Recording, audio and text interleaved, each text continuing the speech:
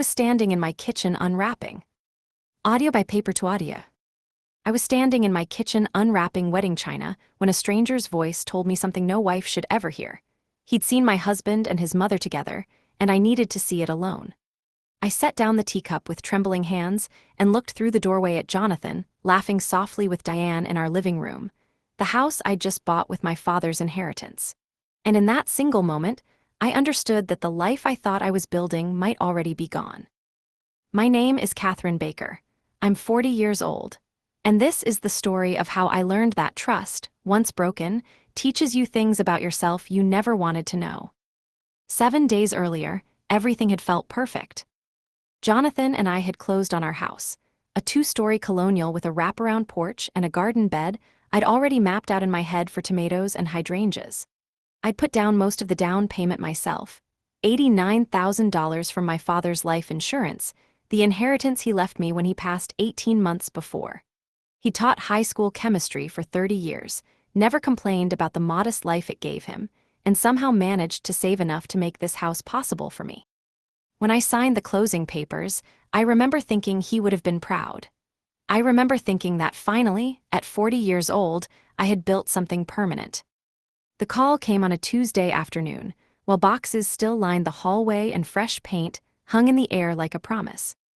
I didn't recognize the number, but something made me answer instead of letting it go to voicemail. Something in me already knew, I think, that the ordinary Tuesday was about to end. "Mrs. Baker, this is Thomas Reed. I sold you the house." I remembered him instantly, a soft-spoken man in his 70s, a retired electrical engineer with kind eyes and a slight tremor in his hands at the closing table. He'd lived in that house for 31 years with his late wife, and when he handed over the keys, he'd told me he hoped it would treat me as well as it had treated them. "Mr. Reed, is everything all right?" I asked, my stomach already tightening without knowing why. There was a pause, long enough that I thought the call had dropped. "I need to apologize for something," he finally said. "When we set up the smart home system years ago, we installed a security camera in the living room. I disconnected most of them before the sale, but I missed one. It's still linked to my cloud account. I only noticed because I got a notification a few days ago. I went to delete the footage and He stopped again. "Mrs. Baker, I think you need to see this yourself." My stomach tightened, though I couldn't have told you why. "See what?" I'd rather not say over the phone. I saved everything to a drive. "Please come see me alone." His voice dropped lower, careful, almost protective. "Please, don't say anything to your husband yet." I told him I would, and I hung up before I could ask anything else, because my hands had started to shake, and I didn't want him to hear it in my voice. I set the phone down on the counter and looked through the doorway into the living room, where Jonathan was standing on a step stool, hanging a framed photograph of his parents' wedding day. His mother, Diane, was directing him with the calm authority of a woman who had never once doubted her own judgment. "A little to the left," she said, and Jonathan adjusted it without complaint, the way he always did with her. They were laughing about something, some small joke I hadn't caught. And for a moment, I just watched them, searching their faces for some crack, some sign of whatever Thomas Reed thought I needed to see. There was nothing. Jonathan turned and caught my eye and smiled at me. That same easy smile that had made me fall for him 12 years ago, back when I was still grieving my father, and he showed up at exactly the right moments with exactly the right words. "You okay?" he asked. "You look pale." "Fine," I said. "Just tired. I think I'm going to run out for a bit. I forgot we're low on paint for the guest room." It was a lie, smooth and immediate, and it frightened me a little how easily it came. Diane glanced at me, her eyes lingering half a second too long, the way they sometimes did, as if she were always quietly measuring me against some standard I would never meet. "Take your time, dear," she said. "We'll finish up here." I grabbed my keys and my purse and walked out to the car with my heart hammering against my ribs. I sat behind the wheel for a full minute before I could make myself turn the key. On that quiet drive across town toward Thomas Reed's small rental house, I told myself it was nothing, a misunderstanding, some innocent explanation. But some part of me had already known for a while, the way you know a storm is coming before the sky actually turns. The small hesitations. The way Jonathan answered certain questions. The way Diane had insisted on being there for the final walkthrough. The way both of them had grown a little too comfortable, a little too fast, in a house that had my father's money holding up its foundation. Thomas Reed's new place was a small rental on the other side of town. The kind of tidy, quiet house that belongs to a man who has spent his whole life being careful. He opened the door before I even knocked, as though he'd been watching for my car. The look on his face told me this wasn't going to be the misunderstanding I'd hoped for. "Thank you for coming," he said, stepping aside to let me in. "I wasn't sure you would." He led me to a small kitchen table where a laptop was already open, the screen dark and waiting. "Please sit," he said. I sat, and I noticed my hands were cold despite the warm afternoon. I folded them together in my lap because I didn't want him to see them trembling. Thomas lowered himself into the chair across from me with the careful movements of a man whose knees had given him trouble for years. He was quiet for a moment before he spoke again. "I want you to understand something first," he said. "I'm not a man who goes looking for other people's business.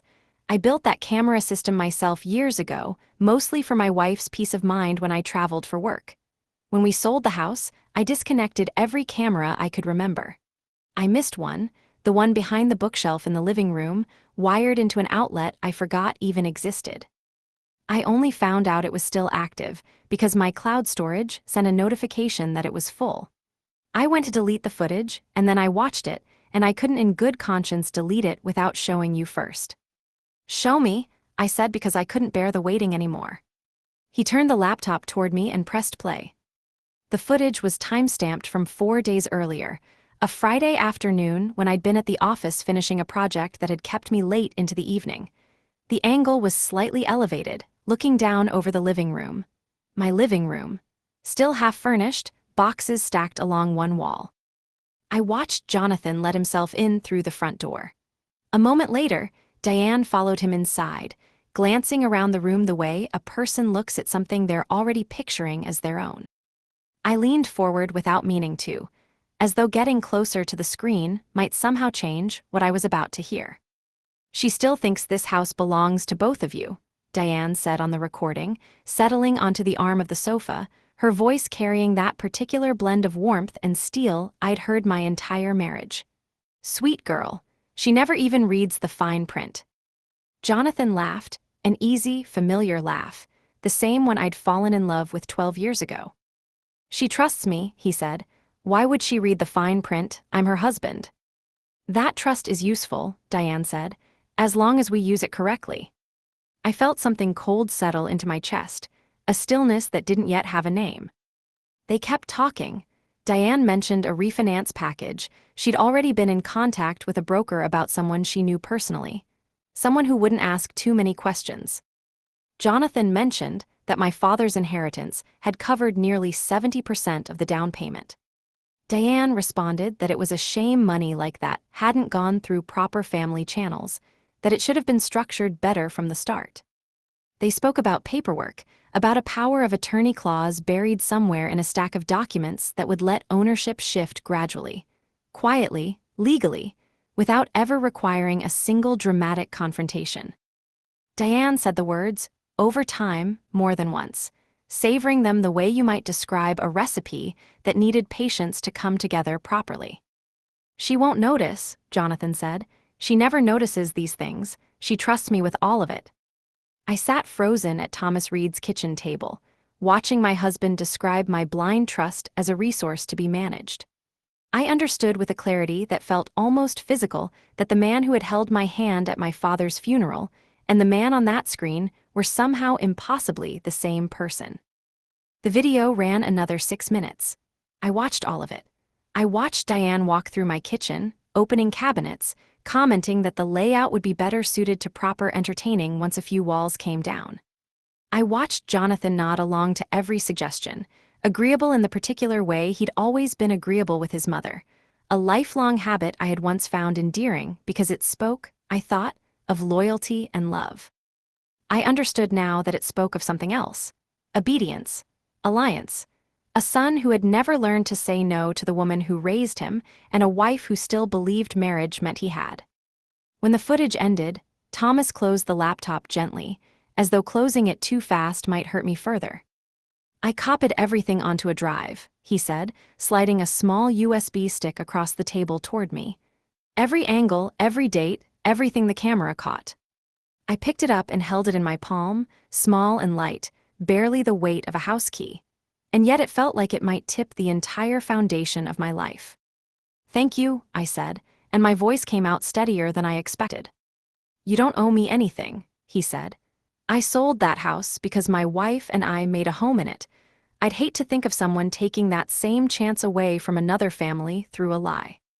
Just before I stepped out into the fading light, he said one more thing quietly, almost like a warning. "You still have time, Mrs. Baker. Whatever you decide to do, you still have time to do it right." I drove home with the USB drive tucked into my coat pocket, my hand resting over it at every red light as though it might disappear if I let go. On that quiet drive back to the house I had paid for with my father's memory, I made a decision. I wasn't going to confront them. Not yet. Not until I understood exactly how deep this went and exactly how to make sure it could never happen again. I walked back into my own house that evening and became someone else. Not a different woman exactly, just a quieter version of myself. One who had learned in the space of a single afternoon that the safest place to keep the truth was behind a closed door in my own chest. "How was the paint store?" Jonathan asked, not even looking up from the box of kitchen utensils he was unpacking. "Busy," I said. "I'll go back tomorrow when it's quieter." He nodded, satisfied, and that was the end of it. I remember standing in the doorway for a moment, watching him arrange our forks and knives into the drawer organizer I'd bought weeks earlier, feeling something strange settle over me. Not rage, not yet, but a kind of cold clarity, like stepping outside on the first frost of the year and finally being able to see your own breath. Over the following days, I did something I had never done in 12 years of marriage. I started watching my husband the way you watch a stranger. I noticed things I'd always seen but never truly looked at. Jonathan handled every piece of financial paperwork that came through our mailbox, sorting bills and statements with a practiced efficiency I'd once admired. Whenever I offered to help, I noticed that Diane, who visited nearly every other day under the guise of helping us settle in, always managed to be the one who collected the mail from the box at the end of the driveway before I even got home from work. I noticed the way their conversation would shift the moment I entered a room, not stopping exactly, but softening, rerouting, like water finding a different path around a rock. None of it on its own would have meant anything. Together, it meant everything. 3 days after my visit to Thomas Reed's house, Jonathan came home with a folder of documents and laid them on the dining table with the easy, unbothered manner of a man discussing weekend plans. "Refinance paperwork," he said. "Nothing exciting, just cleaning up some of the loan terms now that we've closed, routine stuff." Diane, who happened to be there, she seemed always to happen to be there, reached over and patted my hand. "Everyone does this after closing, dear. It's boring, but it's just paperwork. You sign a few pages and it's done." I looked at the folder, thick and official, and felt the cold clarity from days earlier harden into something more useful. A plan. "Of course," I said, smiling. "Let me look it over when I have a quiet evening. I like to actually read things before I sign. You know how I am." Jonathan's jaw tightened for half a second. So briefly, I might have imagined it if I hadn't been watching so closely. "Of course," he said. "No rush, but..." There was a rush. I could feel it in the air between them. In the way Diane's eyes flicked toward Jonathan and back to me. In the slight practiced patience of two people trying not to seem eager. That night, after Jonathan fell asleep, I sat at the kitchen table with my laptop and photographed each page of the folder. I opened a new email account under a name that meant nothing to anyone but me and forwarded copies there, along with screenshots and dates. I kept a small voice recorder in my cardigan pocket during family dinners, capturing conversations I would later replay in my car during lunch breaks, parked 3 blocks from my office where no one I knew would see me crying quietly. I built a folder of my own, a shadow archive, invisible to them, growing heavier every day with proof of exactly what I'd witnessed. It was on the 5th night, reading by the small glow of my screen while Jonathan slept upstairs, that I found the clause that changed everything. Buried on page 14 of the refinance documents, in language so dense and technical it seemed designed to be skipped over, was a provision granting Jonathan limited power of attorney over matters related to the property. It was worded carefully, almost elegantly, framed as something convenient, to streamline future paperwork so I wouldn't be burdened by routine administrative matters. I read it 3 times to be certain I understood. It wasn't a refinance. Or rather, it was a refinance wrapped around something else entirely. A legal key that once turned would let Jonathan make decisions about my house, my father's money, my future, without ever needing to ask me again. I sat very still in the dark kitchen, listening to the old house settle around me, its unfamiliar creaks still strange to my ears after only a week of living there. I thought about my father, about the quiet, careful way he'd saved his money over 30 years of teaching chemistry to teenagers who mostly didn't care. He used to tell me that the surest way to lose something valuable wasn't theft. It was trust handed to the wrong person without ever checking where it landed. I closed the laptop, and, for the first time since that phone call, I allowed myself a small, grim smile in the darkness. They thought I was signing away my future. I was about to make sure I never lost it at all. I found Michael Grant's name at 2:47 a.m., sitting in bed with my phone's screen brightness turned all the way down so the light wouldn't wake Jonathan beside me. Real estate attorney, 26 years of practice, reviews that used words like discreet and thorough. I called his office the next morning from a parking lot, my heart pounding as though I were doing something shameful instead of something necessary. "I need to speak with Mr. Grant," I told the receptionist. "It's urgent, and I'd prefer an appointment where I don't have to explain myself over the phone." His office was small and unglamorous, tucked above a dry cleaner's on a quiet street. I liked him immediately for exactly that reason. Nothing about him seemed interested in impressing me. He was maybe 58, gray at the temples, with the unhurried manner of a man who had seen every version of the story I was about to tell him and had stopped being surprised by any of them years ago. I brought everything: the USB drive, my photographs of the documents, copies of emails, the voice recordings, which I'd organized by date on my phone. I set it all on his desk like evidence at a trial because, in some sense, that's exactly what it was. He watched the footage first. In silence, his expression unreadable, occasionally pausing to write something on a legal pad in handwriting too small for me to read upside down. When it ended, he sat back in his chair and looked at me for a long moment. "Mrs. Baker, I want to be direct with you because I think you'd prefer that to gentleness right now." "Please," I said. "This is not a routine refinance. The power of attorney clause on page 14, if signed and notarized, would give your husband broad authority over decisions related to the property.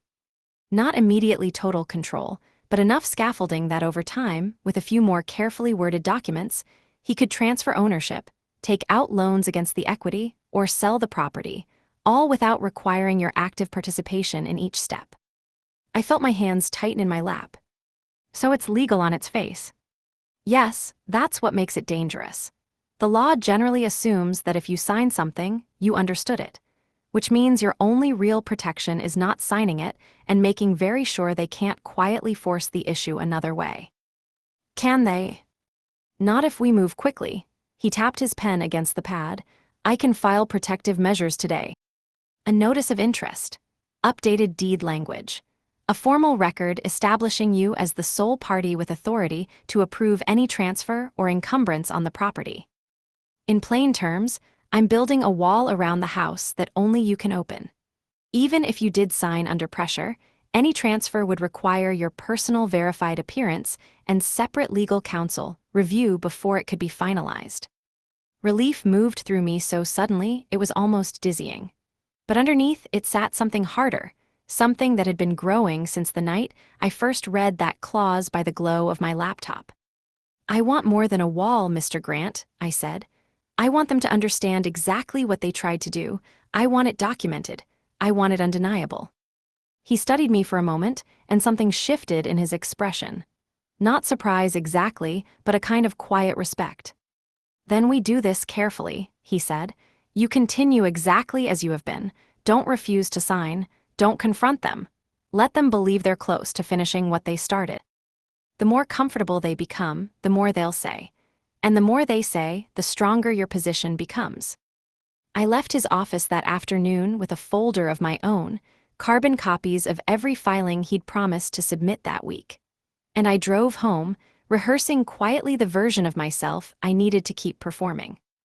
Grateful wife, trusting wife. A woman slowly, sweetly coming around to signing away a life she didn't yet know was already legally armored against them. It worked better than I expected. Within 2 days, Jonathan's demeanor had shifted from cautious to comfortable. The tightness I'd noticed around his jaw was entirely gone. He began speaking more openly at dinner, mentioning offhand that maybe once things were settled, he'd finally get quotes for that home office he'd always wanted in the basement. Diane, sensing victory the way she seemed to sense everything, began arriving with paint swatches and furniture catalogs, holding them up against my walls with proprietary confidence.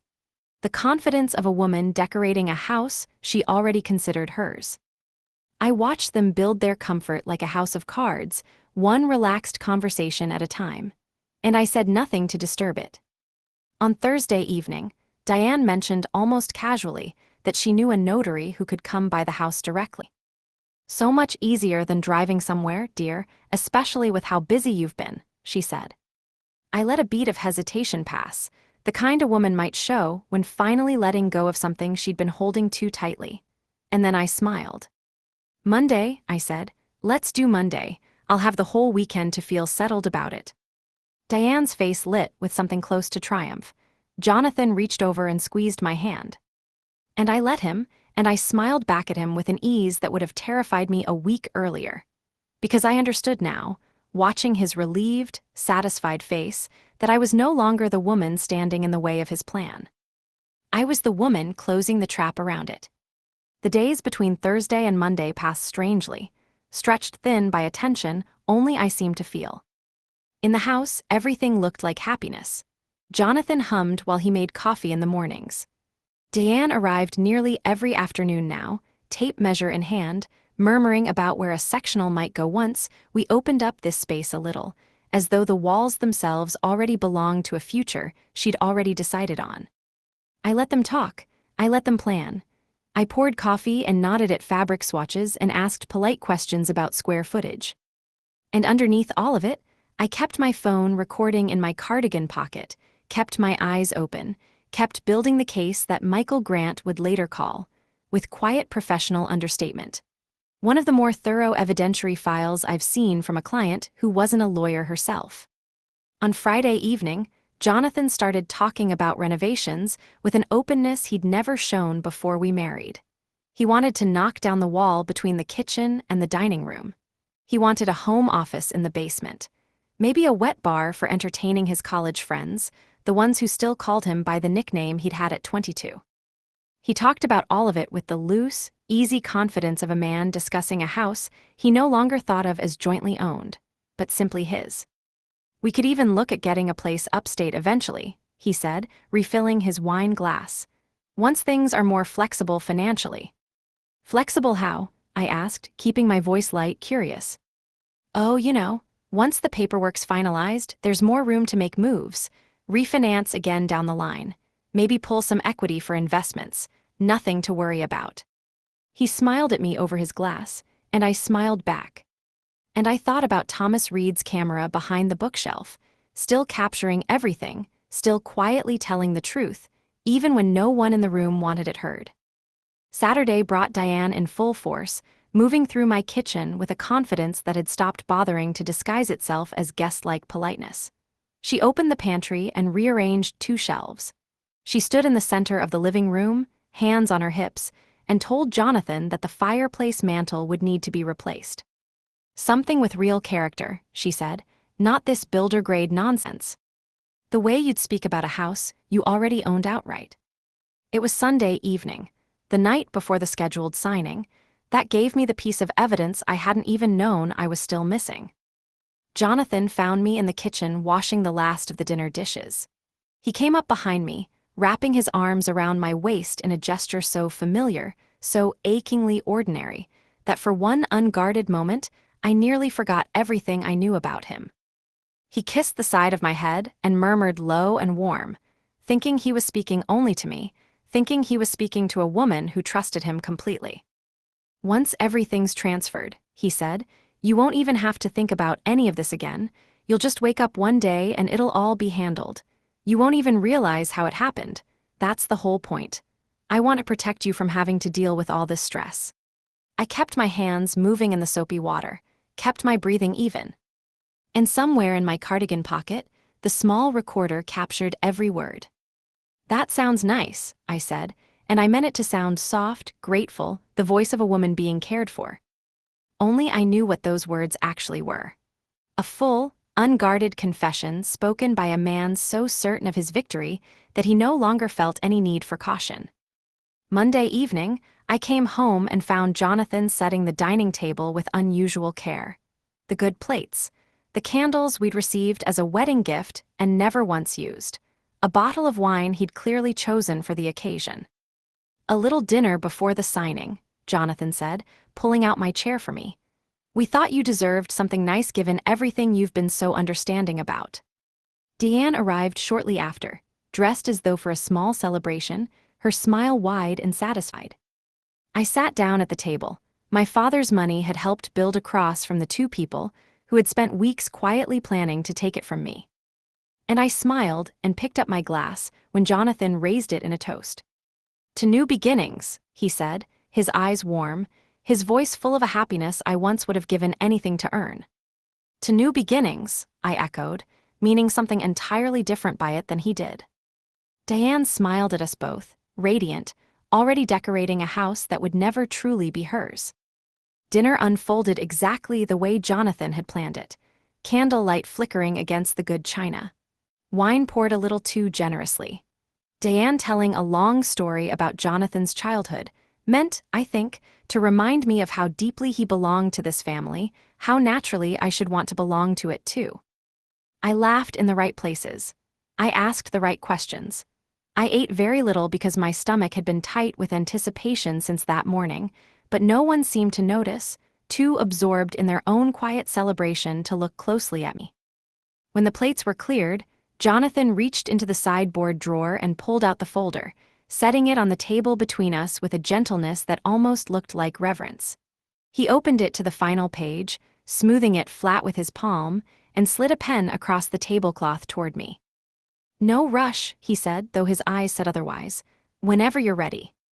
Deanne leaned forward slightly, her wine glass forgotten in her hand, watching the pen the way a person watches the last few seconds before a firework goes off.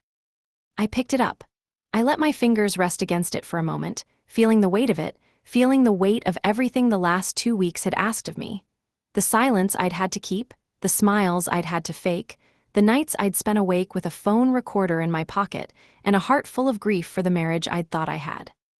I lowered the pen toward the signature line. The doorbell rang. Jonathan's head snapped up, irritation flickering across his face. We're not expecting anyone, he said more to himself than to me. I'll get it, I said, and I set the pen down without signing a single letter. I opened the door to find Michael Grant standing on the porch in a gray suit, calm and unhurried, a leather folder tucked under his arm. Behind him, one step back, stood a uniformed court officer holding a small stack of documents. Good evening, Mrs. Baker, Michael said. His voice was pitched perfectly, professional, unbothered, utterly without drama, which somehow made it land harder than if he'd shouted. I believe this is a good time. I stepped aside and let them in. Jonathan rose from the table so fast his chair scraped hard against the floor. What is this? His eyes moved from Michael to the officer to me, and I watched something behind them begin to shift. The first tremor of a man realizing the ground beneath him was no longer solid. Catherine, what's going on? I didn't answer right away.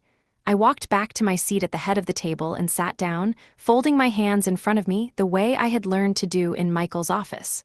Calm, deliberate, a woman fully in possession of herself. Mr. and Mrs. Baker, Michael said, addressing Jonathan and Diane both. I'm here on behalf of my client, Catherine Baker, to formally notify you that the property at this address has been legally protected against unauthorized transfer, refinancing, or encumbrance. The court officer stepped forward and placed documents on the table beside the folder Jonathan had so carefully prepared. An almost absurd symmetry, one stack representing the future they'd planned, the other quietly dismantling it. Diane's face had gone pale, her earlier warmth entirely drained away, replaced by something colder, sharper. The calculation she usually kept so carefully hidden, now fully visible. "This is absurd," she said. "This is our family's home. Jonathan has every right." "Jonathan has whatever rights are granted to him under the law, and under any agreement Catherine willingly and knowingly enters into," Michael said evenly. "Neither applies here." He reached into his leather folder and set down, one by one, the evidence I had spent 2 weeks gathering in silence. Printed transcripts of the security footage from Thomas Reed's camera. Screenshots of the refinance documents, page 14, circled in red.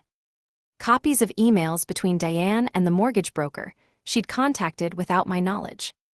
And finally, the voice recorder, which Michael pressed play on, filling the dining room with the sound of Jonathan's own voice from the night before, warm and unguarded, saying words he never imagined would be replayed in front of a court officer at his own dinner table.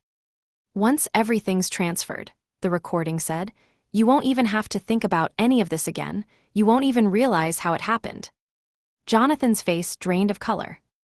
Diane sat frozen, staring at the recorder as though it were something that had personally betrayed her. "How long have you known?" Jonathan asked, his voice quieter now, stripped of its earlier confidence, almost pleading. I looked at him, really looked, the way I hadn't allowed myself to since that first phone call, searching one last time for some trace of the man I had married.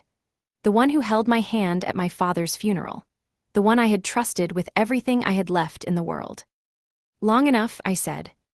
The words hung in the room, simple and final, and I watched something in Jonathan's expression finally break. Not surprise, not even anger. Just the slow sinking understanding of a man who had spent weeks so certain of his own success that he never once considered the woman across the table might be watching him just as carefully as he'd been watching her. For a long moment, no one at the table moved. The candles burned lower, wax pooling unevenly against the good china we'd never used before that night.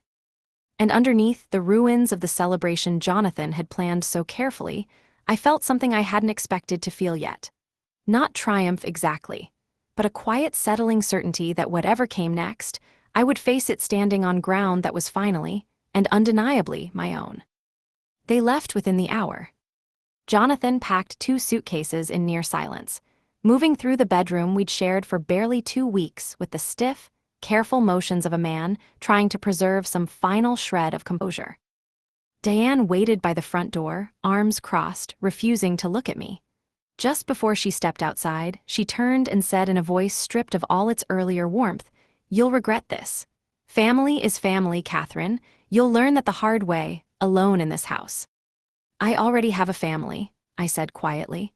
"The one my father built for me, and this house is part of what he left me, not something I'm willing to hand over to protect people who were never protecting me back." She didn't respond. The door closed behind them both. And the sound of it, quiet, final, ordinary, was somehow louder than anything that had happened all evening.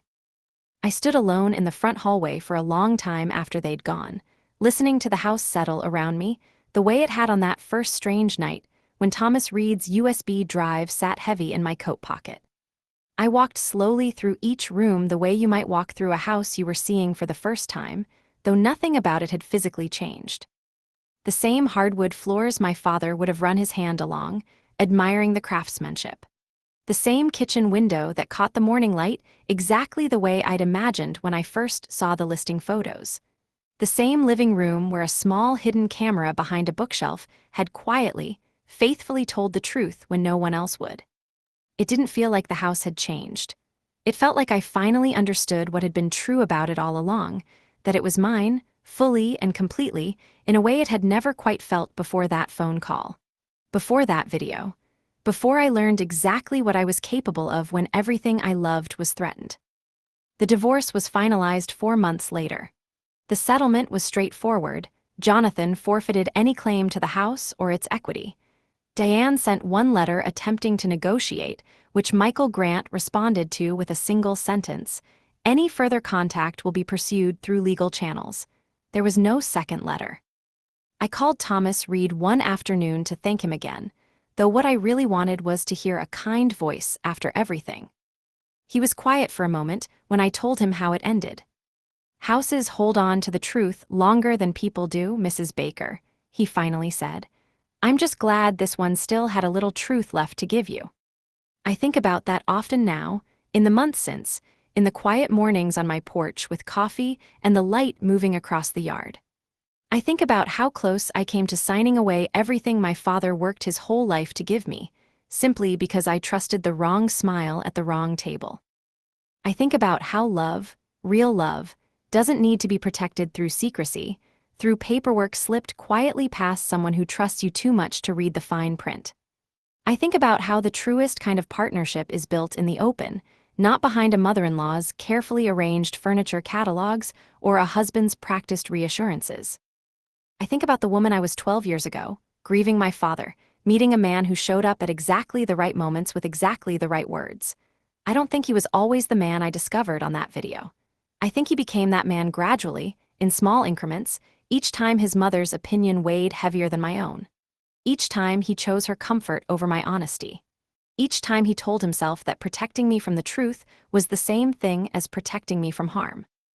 But there's a line, I learned, between being protective and being controlling, between streamlining decisions and stealing them outright. And I crossed that line not when I watched that footage, but somewhere before, when I first started accepting explanations instead of asking for evidence. When I learned to trust someone else's version of my own life more than the version I could see with my own eyes. I still live in that house. I've put in the tomato garden I always planned. Some mornings I sit on the porch and watch the light move across the yard, and I think about what I've learned. The most valuable inheritance my father left me wasn't the down payment on this house. It was his example of how to build a life with honesty. How to save carefully, speak plainly, and never ask anyone else to carry the weight of your own silence. This house taught me something too, that the safest foundation isn't built on trust alone. It's built on trust paired with evidence. Love paired with honesty. Commitment paired with the willingness to ask hard questions and actually read the fine print. I survived this not because I was strong enough to leave, but because I was observant enough to stay and look closely. Sometimes that's all it takes to save yourself. You have reached the end of the text.